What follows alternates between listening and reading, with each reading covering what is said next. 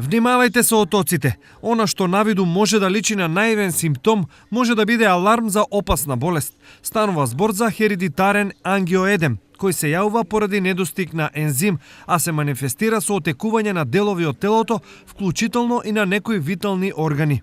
Апелирам сите кои што имаат отоци на лицето, на стомакот, во гркланот, на рацете, често им се појавуваат, да дојдат и да се испитаат. Втор проблем кога во прашање е оваа болест е тоа што таа релативно е малку позната кај нас и многу често се меша со алергија.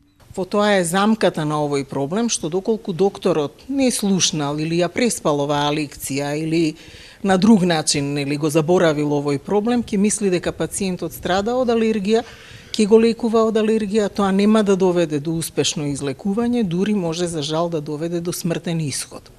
Во Македонија се регистрирани 17 заболени од херидитарен ангиоедем, од кои 2 се деца.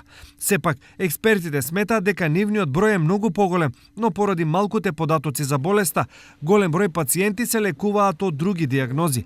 Ова е причина за отпочнување на национална кампања за едукација од ХАЕ, која денес почнува од Штип, а ќе продолжи во повеќе градови во државата.